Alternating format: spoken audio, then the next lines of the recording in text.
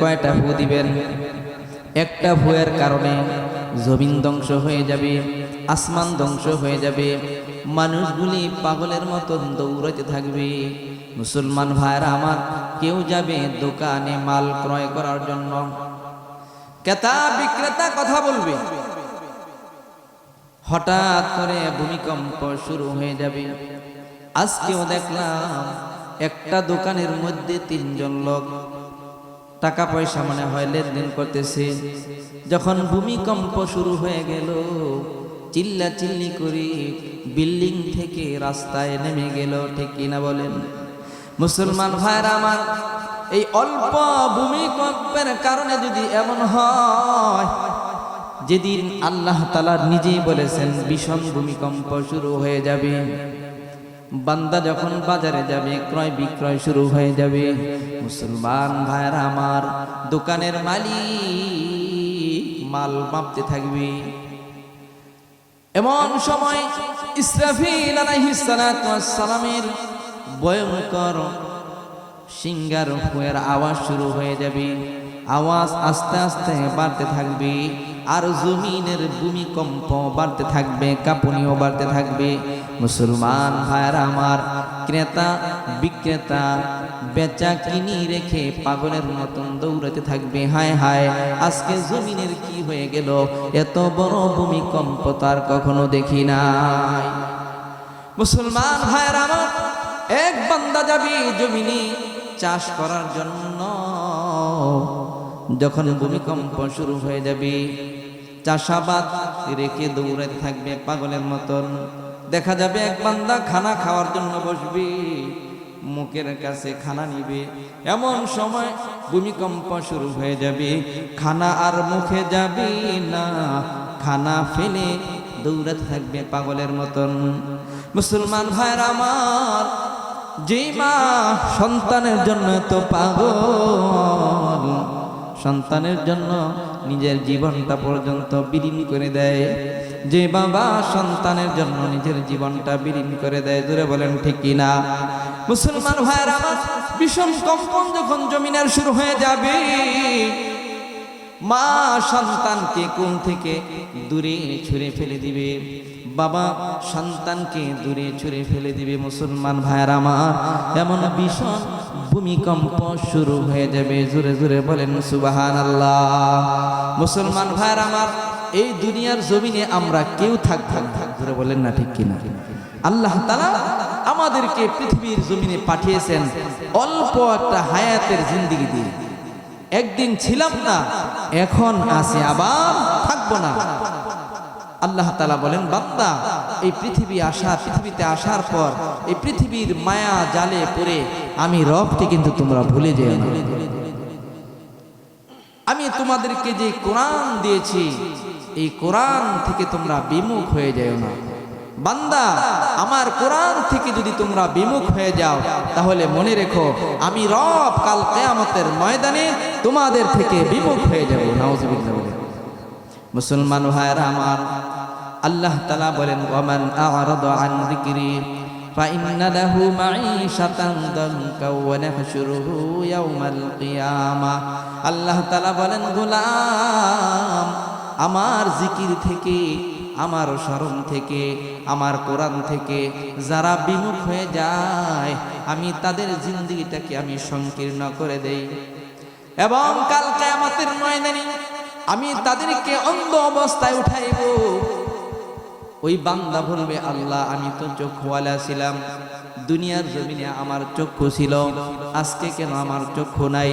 আল্লাহ তাআলা বলবেন, গোলাম, আমাকে তুমি ভুলে গেছিলা দুনিয়ার জমিনে, আমার কোরআনকে তোমরা ভুলে গিয়েছিলা, কোরআন থেকে তোমরা বিমুখ হয়েছিলা, এই জন্য আজকে হাসরের ময়দানেও আমি আল্লাহ তোমাদেরকে ভুলে গেলাম। নাউজুবিল্লাহ বলেন। মুসলমান ভাইরা আমার, আল্লাহ তাআলা বলেন, গোলাম, যে বান্দা হেদায়েতের রাস্তায় চলে, তার কল্যাণের জন্য হেদায়েতের রাস্তায় চলে, আর যে বান্দা হেদায়েতের রাস্তায় চলে না, গুমরাহির রাস্তায় চলে, ওই গোলাম তার অকল্যাণের জন্য সে গুমরাহির রাস্তায় চলে। তারপর আল্লাহ তাআলা বলেন, ওয়ালা তাজিরু ওয়াজিরাতু বিজরা উখরা। আল্লাহ তাআলা বলেন, গোলাম, দুনিয়ার জিন্দেগি আমি দুনিয়াতে তোমাকে একটা হায়াত দিয়া দুনিয়ার জমিনে পাঠাইছিলাম। হে গোলাম, দুনিয়ার জমিনে আসার পর তুমি নেকের কাজ করো নাই, গুনাহের বোঝা নিয়া দুনিয়ার জমিন থেকে হে বান্দা তুমি যদি হাসরের ময়দানে চলে যাও, বান্দা মনে রেখো, ওয়ালা তাজিরু ওয়াজিরাতুন বিজরা উখরা, যে হাসরের ময়দানে কাহারও পাপের বোঝা কেউ বহন করবে না। আপনার আমার পাপের বোঝা কেউ বহন করবে না। আপনার মা বহন করবে না, বাবাও বহন করবে না। মুসলমান ভাইরা আমার, আল্লাহ তাআলা বলেন, ইয়াউমা ইয়াফিরুল মারউ মিন আখিহি ওয়া উম্মিহি ওয়া আবিহি ওয়া সাহিবাতিহি ওয়া বানিহি। আল্লাহ তাআলা বলেন, কিয়ামতের ময়দানে, হাসরের ময়দান এমন ভয়াবহ ময়দান হবে, ইয়াউমা ইয়াফিরুল মারউ মিন আখিহি। আল্লাহ তাআলা বলেন যে ভাই যখন ভাইকে দেখবে, ভাই পলায়ন করবে। দুনিয়ার জমিনে ভাই যদি বিপদে পড়ে আরেক ভাই গিয়া তাকে সাহায্য করে, ঠিক কিনা? মুসলমান ভাইরা আমার, আল্লাহ তাআলা বলেন, ইয়াউমা ইয়াফিরুল মারউ মিন আখিহি। হাসরের ময়দানে যখন ভাই দেখবে ভাই বিপদে পড়ছে, ভাইকে দেখে ভাই পলায়ন করবে। ইয়াউমা ইয়াফিরুল মারউ মিন আখিহি ওয়া উম্মিহি ওয়া আবিহি। আল্লাহ পাক রব্বুল আলামিন বলেন, মা যখন দেখবে সন্তান বিপদে পড়েছে, মা কাছে যাবে না, মা পলায়ন করবে। বাবা যখন দেখবে সন্তান বিপদে পড়েছে, মা সন্তানের কাছে যাবে না, বাবা সন্তানের কাছে যাবে না, তারা পলায়ন করবে। ওয়া উম্মিহি ওয়া আবি ওয়া সাহিবাতিহি ওয়া বানি। আল্লাহ তাআলা বলেন, যে স্ত্রীর জন্য দুনিয়ার জমিনে এত কষ্ট মুজাহেদা করেছ, ওই স্ত্রী যখন তোমাকে দেখবে তুমি বিপদে পড়েছ, স্ত্রীও তোমার কাছে যাবে না। যে সন্তানের জন্য মাথার গাম পায়ে ফেলে দুনিয়ার জমিনে কামাই রোজগার করেছ, যেই সন্তানকে এত আপন মনে করেছ, ওই সন্তান যদি কাল কিয়ামতের ময়দানে দেখে বাবা বিপদে পড়েছে, সন্তান বাবার কাছে যাবে না। ভয়াবহ ময়দান হবে রে মুসলমান। এই জন্য আল্লাহ তাআলা বলেন, গোলাম, আমি তোমাদেরকে দুনিয়ার জমিনে পাঠাইছি একমাত্র আমি রবের ইবাদত করার জন্য, আমি রবের গোলামি করার জন্য। আল্লাহ তাআলা বলেন, আল্লাযী খালাকাল মাউতা ওয়াল হায়াতা লিয়াবলুয়াকুম আইয়ুকুম আহসানু আমালা। মুসলমান ভাইরা আমার, আল্লাহ পাক রব্বুল আলামিন বলেন, গোলাম, আমি মৌত এবং হায়াত সৃষ্টি করেছি, আমি দেখব কার আমলটা ভালো আর কার আমলটা খারাপ। যার আমল বালা হবে সে পাবে প্রতিদান জান্নাত। সুবহানাল্লাহ।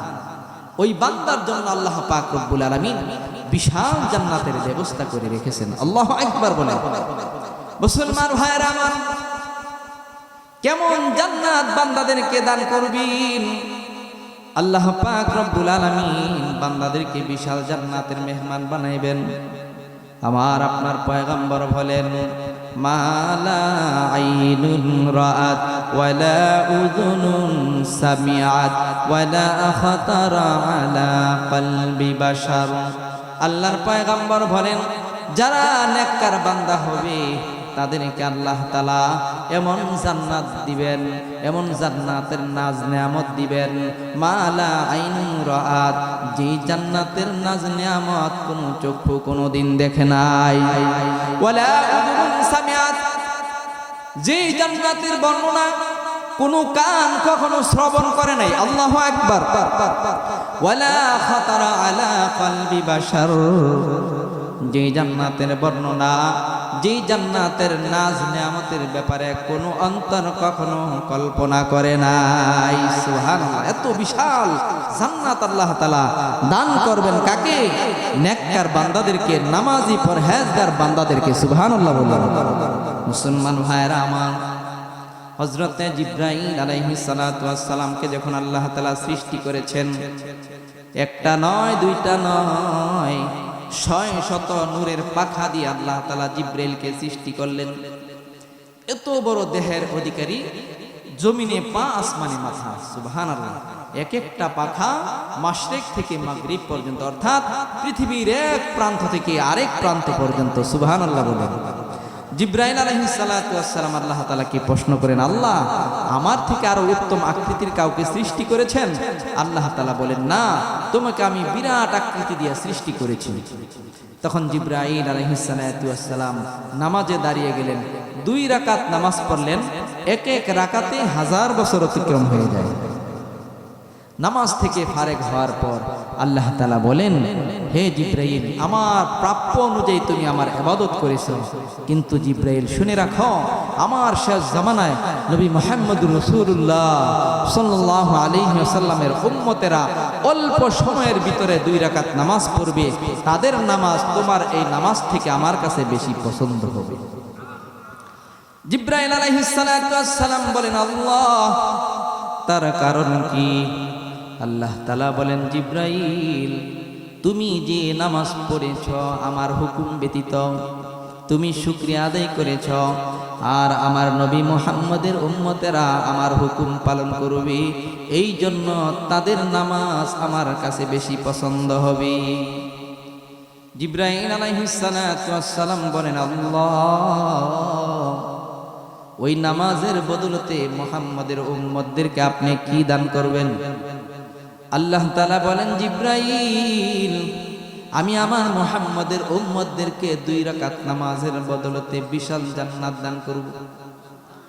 জিবরাইল আলাইহিস সালাতু ওয়াস সালাম বলেন, আল্লাহ মুহাম্মদের উম্মতদেরকে আপনি যে জান্নাতটা দান করবেন নামাজের বদলতে, আমি ওই জান্নাতটা আমি দেখতে চাই।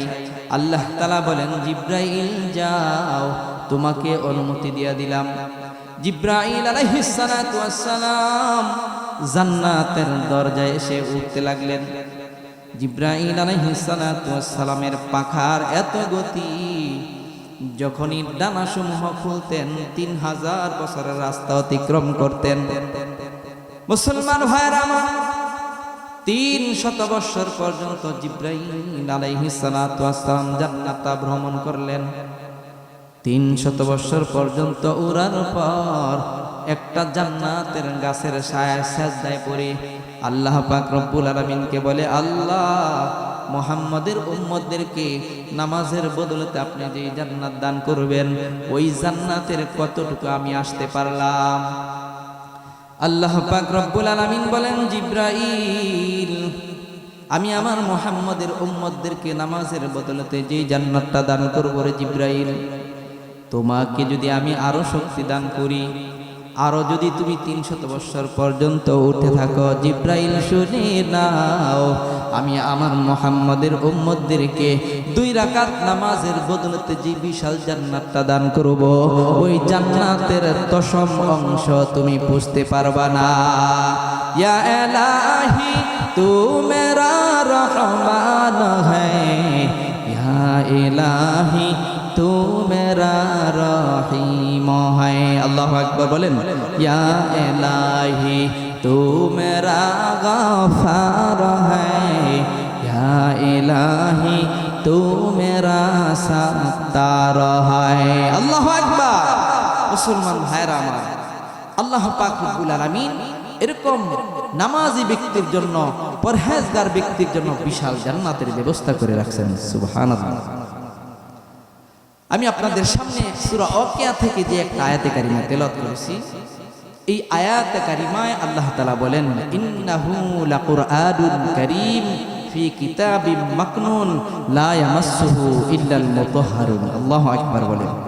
আল্লাহ পাক রব্বুল আলামিন বলেন, নিশ্চয়ই এই কোরআন হলো সম্মানিত কোরআন, যেই কোরআন আমার আপনার পয়গম্বর উপর নাজিল করেছেন আল্লাহ তাআলা। ওই কোরআনের দাম কম না বেশি? আল্লাহ তাআলা নিজেই বলেন, ইন্নাহু লাকুরআনুন কারীম, যেই কোরআনুল কারীম এই মাদ্রাসার মধ্যে শিক্ষা দেওয়া হয়। জোরে বলেন না ঠিক কিনা? এই জন্য আল্লাহ রাসূল বলেন, খায়রুকুম মিনকুম মান তাআল্লামাল কুরআনা ওয়া আল্লামা, যে পৃথিবীর মধ্যে যত মানুষ আছে সমস্ত মানুষ থেকে যারা কোরআন শিক্ষা করে এবং শিক্ষা দেয় তারাই সবচেয়ে উত্তম। সুবহানাল্লাহ। আজকে আমাদের সমাজের মাঝে কিছু কিছু মানুষের কাছে যারা কোরআনের শিক্ষায় শিক্ষিত তাদের দাম নাই, ঠিক কিনা? কোরআন তাদের কাছে ভালো লাগে না, তাদের কাছে নাচ আর গান ভালো লাগে। জোরে বলেন না, ঠিক কিনা? আল্লাহ তাআলা বলেন যে কোরআন হলো সবচেয়ে সম্মানিত কোরআন। রাসূল বলেন যারা কোরআন শিক্ষা করলো তারাই হলো সবচেয়ে উত্তম, তারাই সবচেয়ে দামি। জোরে বলেন না সুবহানাল্লাহ। ইন্নাহু লাকুরআনুন কারীম ফি কিতাবিম মাকনুন লা ইয়ামাসসুহু ইল্লাল মুতাহহারুন। মুসলমান ভাইরা আমার, আল্লাহ পাক রব্বুল আলামিন বলেন যে কোরআন হলো সম্মানিত কোরআন, কোরআন হলো সম্মানিত কিতাব। জোরে বলেন না সুবহানাল্লাহ। ইন্নাহু লাকুরআনুন কারীম ফি কিতাবিম মাকনুন, যেই কোরআনকে লৌহে মাহফুজের মধ্যে সংরক্ষণ করে রাখা হয়েছে। সুবহানাল্লাহ। লা ইয়ামাসসুহু ইল্লাল মুতাহহারুন। আল্লাহ পাক রব্বুল আলামিন বলেন, গোলাম এই কোরআনের এত দাম, এত দাম যে স্পর্শ করা যায় না অযুবিহীন ও পবিত্রতাবিহীন। পবিত্র সারা কোরআনকে স্পর্শ করা যায় না। সুবহানাল্লাহ। মুসলমান ভাইরা আমার, এই কোরআন যে ফেরেশতার মধ্যে সেই ফেরেশতার দ্বারা নাজিল হয়েছে, ওই ফেরেশতার দাম কম না বেশি? এই সম্মানিত কোরআন জিবরাইল আলাইহিস সালাতু ওয়াস সালামের দ্বারা নাজিল হওয়ার কারণে আল্লাহ পাক রব্বুল আলামিন জিবরাইল আলাইহিস সালাতু ওয়াস সালামকে সমস্ত ফেরেশতার সরদার বানাই দিয়েছেন। সুবহানাল্লাহ। আল্লাহ তাআলা বলেন, নাযালা বিহির রূহুল আমিন।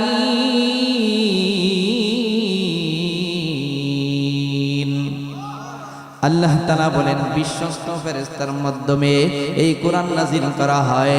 মুসলমান ভাইরা আমার, যেই পাহাড়ে কোরআন নাজিল হয়েছে ওই পাহাড়ের দাম কম না বেশি? মুসলমান ভাই, হাজী সাহেবরা যখন হজ করার জন্য মক্কায় যায়, হজ করার জন্য যখন যায়, হেরা পর্বতে যাওয়ার জন্য, ওই হেরা গুহায় যাওয়ার জন্য বেকুল হয়ে যায়। কারণ এটা সম্মানিত সম্মানিত পাহাড়, সম্মানিত গুহা।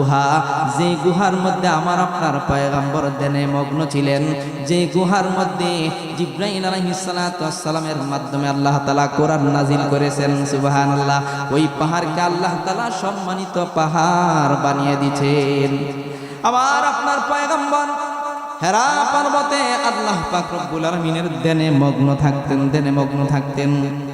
একদিন হযরত জিবরাইল আলাইহিস সালাতু ওয়াস সালাম পয়গম্বরের কাছে হেরা পর্বতে চলে আসে। সুবহানাল্লাহ বলেন। আল হেরাতি ধ্যানে ছিলেন নূর নবী হযরত, আল্লাহতে নাজিল হলো কুরআনের আয়াত। আল্লাহু আকবার বলেন। আল হেরাতি ধ্যানে ছিলেন নূর নবী হযরত, আল্লাহতে নাজিল হলো কুরআনের আয়াত। ইকরা বিসমি শুনে নবী যেন উঠলেন চমকে, জিবরিল আমিন ভয় দিয়ে জড়িয়ে নিলেন বুকে। উম্মি হয়ে হলেন জ্ঞানী, উম্মি হয়ে হলেন জ্ঞানী, পেলেন খোদার রহমত। আল হেরাতে ধ্যানে ছিলেন নূর নবী হযরত, আল্লাহতে নাজিল হলো কুরআনের আয়াত। আল্লাহু আকবার। মুসলমান ভাইয়েরা আমার আপনার পয়গম্বর হেরা পর্বতের দিনে মগ্ন ছিলেন। জিব্রাইল আলাইহিস সালাতু ওয়াস সালাম চলে আসলেন। জিব্রাইল আলাইহিস সালাতু ওয়াস সালাম এসে বলেন, ইকরা, হে মুহাম্মদ পড়ো। আমার আপনার পয়গম্বর বলেন, মা আনা বিকারিন, আমি তো পড়তে জানি না। মুসলমান ভাইয়েরা জিব্রাইল আলাইহিস সালাতু ওয়াস সালাম পয়গম্বরের বক্তার সাথে বক্তা লাগাইয়া এরকম ভাবে একটা চিপ দিলেন, আবার ছেড়ে দিলেন, আবার বলেন, হে মুহাম্মদ পড়ো, ইকরা। পয়গম্বর বলেন, মা আনা বিকারিন, আমি তো পড়তে জানি না। আবার বুকের সাথে বুকটা লাগাইয়া চাপ দিলেন, আবার ছেড়ে দিলেন, আবার বলেন, হে মুহাম্মদ পড়ো, ইকরা। পয়গম্বর বলেন, না না, আমি তো পড়তে জানি না। আবার চাপ দিলেন, আবার ছেড়ে দিলেন, আবার বললেন, ইকরা বিসমি রাব্বিকাল্লাযী খালাক। হে মুহাম্মদ, তুমি পড়ো ওই রবের নামে যেই রব তোমাকে সৃষ্টি করেছে। এবার আমার আপনার পয়গম্বর পড়তে লাগলেন, ইকরা বিসমি রাব্বিকাল্লাযী খালাক। হে মুসলমান ইমানদার, আসমান থেকে কোরআন নাজিল হয়ে গেল। আমার আপনার পয়গম্বর কোরআন নিয়ে একা বাড়ির দিকে রওনা হয়ে গেল। মুসলমান ভাইয়ের আমার সাথে কেউ নাই। পয়গম্বর একা একা মরুভূমির রাস্তা দিয়ে হাঁটতেছেন। পয়গম্বরকে কে জানি সালাম দেয়, আসসালামু আলাইকা ইয়া রাসূলুল্লাহ। মুসলমান ভাইয়ের আমার, পয়গম্বর আরবি সাল্লাল্লাহু আলাইহি ওয়াসাল্লাম ডান দিকে তাকায় কেউ নাই, বাম দিকে তাকায় কেউ নাই, উপরের দিকে কেউ নাই, নিচেও কেউ নাই, সামনে কেউ নাই, পেছনেও কেউ নাই। হে মুসলমান ইমানদার, পয়গম্বর লক্ষ্য করে দেখেন যে রাস্তার পাশে যে গাছ আছে, ওই গাছের ডালগুলো সেজদায় অবনত হয়ে পয়গম্বরকে সালাম জানায়। পয়গম্বর লক্ষ্য করে দেখেন যে রাস্তার পাশে যে পাথর আছে, ওই পাথরগুলো পয়গম্বরকে সালাম জানায়। সুবহানাল্লাহ। মুসলমান ভাইরা আমার, এই দামি কোরআন আমার আপনার পয়গম্বরের উপর নাজিল হয়েছে। এই জন্য আল্লাহ পাক রব্বুল আলামিন সমস্ত নবীদের নবী বানায়া পৃথিবীর জমিনে পাঠাইছেন। জোরে বলেন না সুবহানাল্লাহ। অন্য অন্য নবীদেরকে কোন গোত্রের নবী বানায়া পাঠাইছেন, কোন কোন নবীকে আল্লাহ তাআলা এলাকা ভিত্তিক নবী বানায়া পাঠাইছেন, কোন কোন নবীকে আল্লাহ পাক রব্বুল আলামিন কোন এলাকা ভিত্তিক নবী বানায়া পাঠাইছেন। কিন্তু আমার আপনার পয়গম্বর জনাবে মুহাম্মদুর রাসূলুল্লাহ সাল্লাল্লাহু আলাইহি ওয়াসাল্লামকে সারা কায়নাতের পয়গম্বর বানায়া পাঠাইছেন। সুবহানাল্লাহ। जहाँ तक है रबूबियत खुदा का, वहाँ तक है नबूवत मुस्तफा का। मोहम्मद मुस्तफा जाने खुदा को, खुदा जाने मोहम्मद मुस्तफा को। अल्लाह अकबर बोलें। मुसलमान भाइरा आमार, এই কোরআনের কারণে আল্লাহ পাক রব্বুল আলামিন এই উম্মতি মুহাম্মদের দাম আল্লাহ তাআলা বাড়িয়ে দিয়েছেন। জোরে বলেন না ঠিক কিনা? এই কোরআন নিয়ে আল্লাহ পাক রব্বুল আলামিন কোরআন দিয়ে এই পৃথিবীর জমিনে আমার আপনার পয়গম্বরকে পাঠিয়েছেন। যারা এই কোরআন গ্রহণ করেছে তারাই দামি হয়ে গেছে। জোরে বলেন না ঠিক কিনা? আর যেখানে কোরআন তেলাওয়াত হবে সেখানে আল্লাহ পাক রব্বুল আলামিনের রহমত আর বরকত নাজিল হবে। জোরে বলেন না সুবহানাল্লাহ। নবীজির একজন সাহাবী হযরত উসাইদ ইবনে হুযাইর রাদিয়াল্লাহু তাআলা আনহু, তিনি এশারের নামাজের পর ঘরের ভিতরে তিনি কোরআন তেলাওয়াত করতেছেন, সূরা বাকারা তেলাওয়াত করতেছেন। সুবহানাল্লাহ। নবীজির সাহাবী উসাইদ ইবনে হুযাইর রাদিয়াল্লাহু তাআলা আনহু কোরআন তেলাওয়াত করতেছেন, তার পাশে একটা ঘোড়া বাঁধা। তিনি কোরআন তেলাওয়াত করেন আর ঘোড়া খালি লাফালাফি করে।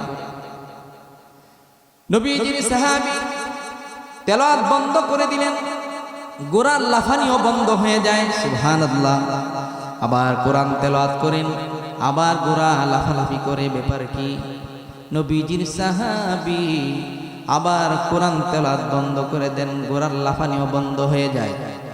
মুসলমান ভাইরা আমার, নবীর সাহাবী বলে, ওই ঘোড়ার পাশে আমার সন্তান ইয়াহইয়া শোয়া, না জানি ঘোড়া লাফালাফি করে আমার সন্তানের উপর উঠে যায়, না জানি আমার সন্তানের ক্ষতি হয়। নবীর সাহাবী কোরআন তেলাওয়াত বন্ধ করে তার সন্তান ইয়াহইয়াকে অন্য জায়গায় নিয়ে যায়।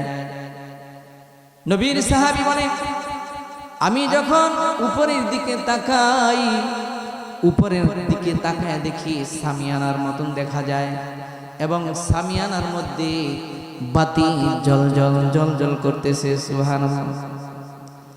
কিছুক্ষণ পর আমি যখন দেখতে লাগলাম উদাও হয়ে গেল।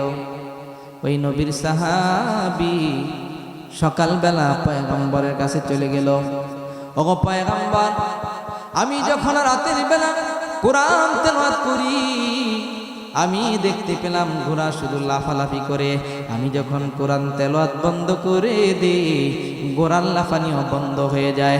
আবার যখন কোরআন তেলাওয়াত করি, আবার ঘোড়া লাফায়। আবার যখন কোরআন তেলাওয়াত বন্ধ করি, ঘোড়ার লাফানি বন্ধ হয়ে যায়। পয়গম্বর বলে, হে সাহাবী, তুমি কেন কোরআন তেলাওয়াত বন্ধ করলা? কেন কোরআন তুমি তেলাওয়াত করলা না? নবীজির সাহাবী বলে, ও পয়গম্বর, আমার সন্তান ইয়াহইয়া গোরার পাশে শোয়া ছিল, আমার ভয় হয়েছিল, না জানি আমার সন্তান আঘাতপ্রাপ্ত হয়, এই জন্য আমি কোরআন তেলাওয়াত বন্ধ করে দিয়েছি।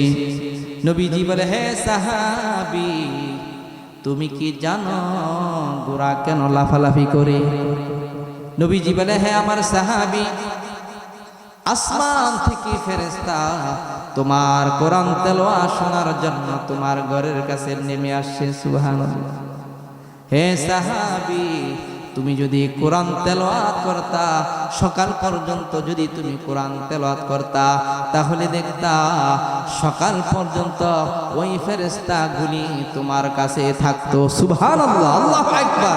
মুসলমান ভাইরা আমার, যারা কোরআন তেলাওয়াত করে, যেখানেই কোরআন তেলাওয়াত হয় সেখানেই আল্লাহ পাক রহমত রব্বুল আলামিনের রহমত নাজিল হয়। জোরে বলেন না সুবহানাল্লাহ, আল্লাহু আকবার। এই কোরআনের দাম কম না বেশি?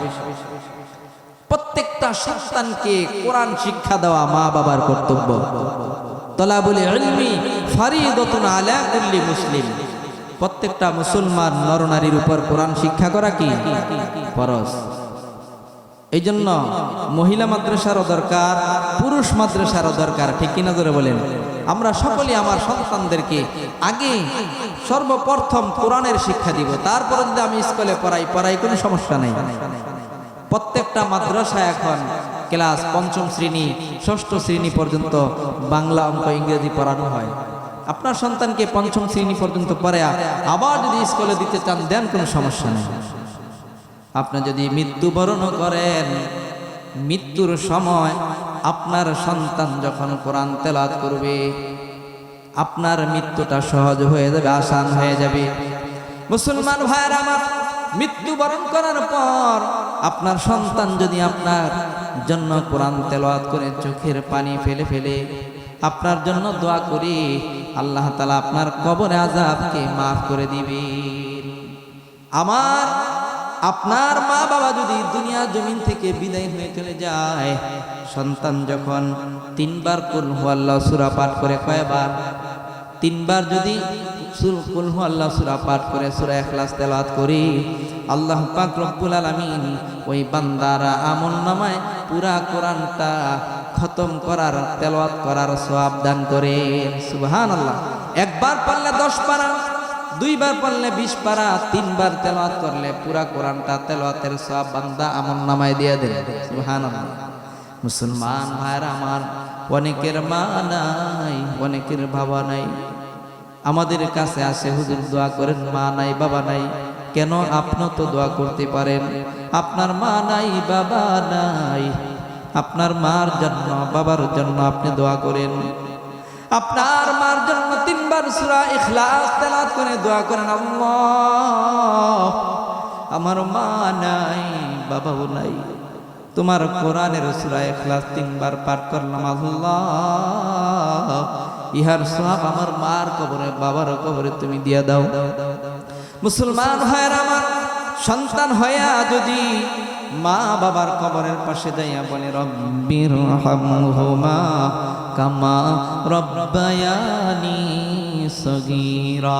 বান্দা যখন সন্তান যখন পিতা মাতার জন্য দোয়া করি, কবরের পাশে দাঁড়াইয়া চোখের পানিগুলি নাকের আগায় আসার আগে আগে বান্দার কবরের আযাব আল্লাহ তাআলা ক্ষমা করে দেন। আমরা পারবো তো ইনশাআল্লাহ? সূরা ইখলাস বেশি বেশি তেলাওয়াত করতে পারবো তো ইনশাআল্লাহ? মুসলমান ভাইয়েরা আমার, এই সূরা ইখলাসের অনেক দাম।